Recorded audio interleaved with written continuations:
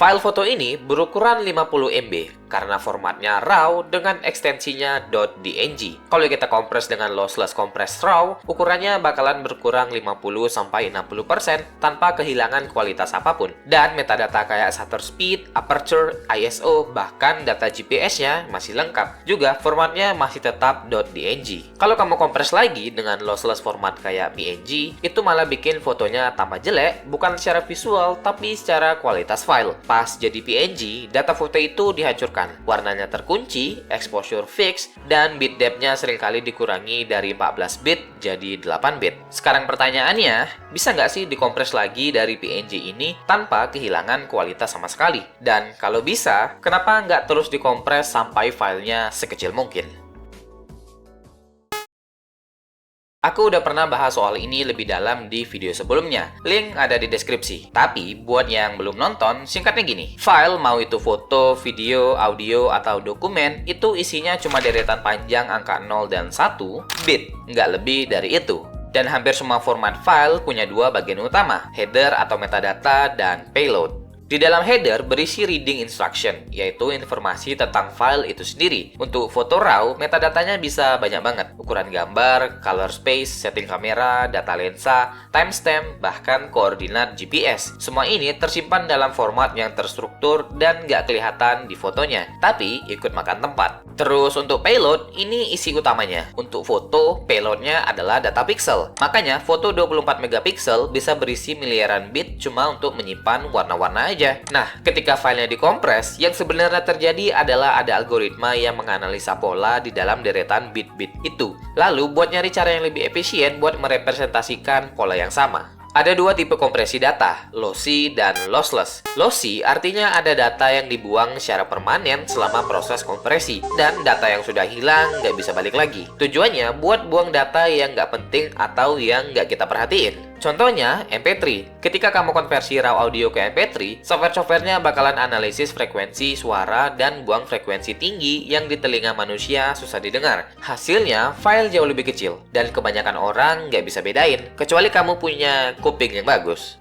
JPEG juga sama. Foto JPEG dibagi ke blok-blok kecil 8x8 pixel. Tiap blok dianalisis dan detail halus yang mata kita susah lihat, terutama di area warna, bakalan dibuang. Makanya, kalau foto JPEG di zoom, seringkali kelihatan kotak-kotak di transisi warna. Dan WA yang sering bikin foto dan video jadi blur, mereka re-encode foto dan video di server mereka. Foto yang masuk bakalan dikompres ulang jadi JPEG dengan quality setting yang lebih rendah, dan video dikompres jadi resolusi lebih kecil dan bitrate-nya rendah. Jadinya, data yang hilang itu ya hilang selamanya. Makanya, kalau kirim foto atau video via WA, itu bagusnya dikirim lewat dokumen. Kalau lossless, artinya nggak ada data yang dibuang. File hasil dari kompresi kalau diekstrak identik 100% dengan file RAW aslinya. Contohnya itu kayak zip, RAR, 7Z, PNG, dan FLAC. Tapi trade-off-nya itu karena nggak ada data yang dibuang, ukurannya nggak bisa sekecil lossy, karena cuma bisa merapikan data yang ada, bukan menghilangkannya. Nah,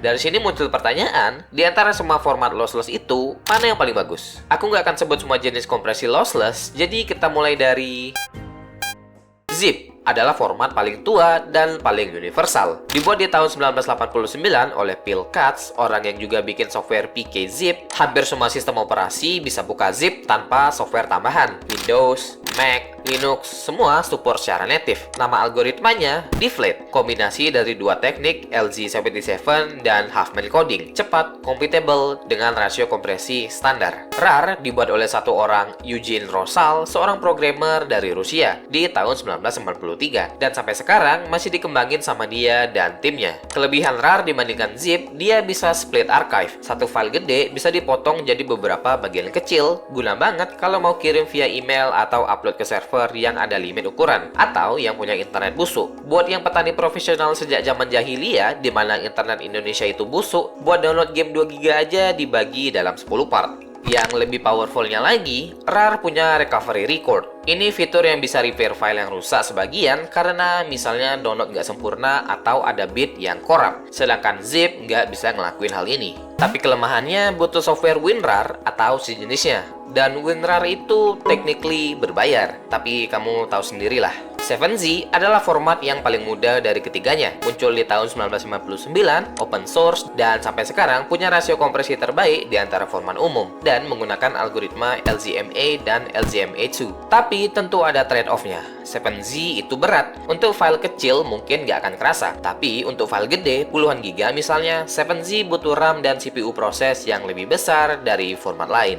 Oke, jadi 7Z itu yang terbaik kalau soal ukuran. Kalau gitu, setelah file dikompres sama 7Z, gimana kalau dikompres lagi pakai 7Z? Lagi dan lagi sampai filenya kecil banget. Apakah bisa?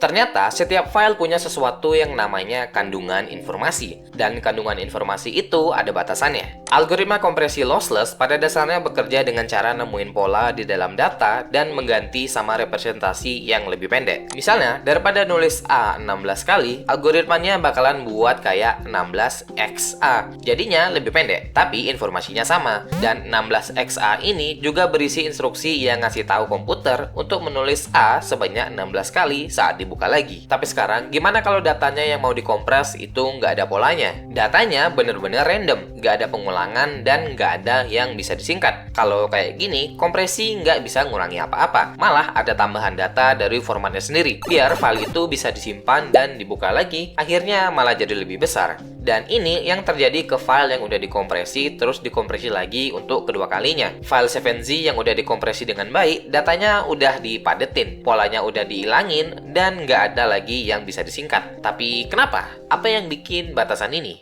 Jawabannya, Shannon Entropy. Di tahun 1948, Claude Shannon, seorang matematikawan di Bell's Laboratory, Amerika Serikat, menerbitkan sebuah paper dengan judul A Mathematical Theory of Communication. Paper itu ngubah cara manusia memahami informasi dan secara langsung menjadi fondasi dari semua kompresi digital yang ada sekarang. Shannon mendefinisikan sesuatu yang dia sebut dengan entropi, ukuran matematika dari seberapa banyak informasi yang dikandung dalam sebuah data. Misalnya kita punya koin yang selalu keluar angklung 100% dan angka 1000 0%. Maka setiap lemparan nggak akan ngasih informasi baru. Hasilnya sudah ketebak bahkan sebelum dilempar sekalipun. Jadi entropinya 0. Tapi kalau koinnya fair, 50% angklung dan 50% angka 1000, setiap lemparan bakalan ngasih informasi baru. Kita nggak tahu apa yang bakalan keluar, angklung atau angka 1000. Jadi entropinya maksimal. Kalau dalam konteks file teks punya entropi rendah karena ada banyak pola atau kata yang berulang, struktur kalimat, dan huruf yang sering muncul. Jadinya bisa dikompresi banyak. File yang terenkripsi atau file yang udah dikompresi, entropinya tinggi, datanya terlihat random dan hampir nggak ada pola. Makanya nggak bisa dikompres lagi secara signifikan. Shannon bahkan membuktikan secara matematis bahwa nggak ada algoritma kompresi lossless yang bisa menghasilkan output lebih kecil dari entropi source-nya. Ini bukan soal algoritma yang kurang canggih atau komputer yang kurang speknya. Ini adalah batasan fundamental dari informasi itu sendiri. Jadi, ketika file 7Z nggak bisa kompres lebih kecil lagi, itu bukan karena salah 7Z-nya, yaitu karena filenya udah mendekati entropinya. Udah nggak ada ruang lagi yang bisa dipadetin. Tapi bang, pasti ada jalan, pasti ada algoritma baru yang mampu melewati batas dan melampauinya. Ada cara yang lebih konkret buat buktiin ini. Namanya pigeonhole principle. Intinya kayak gini. Kita ada 10 merpati, tapi cuma 9 lubang sarang. Pasti ada minimal 1 lubang yang diisi 2 merpati. Masa iya tidurnya di luar? Nah,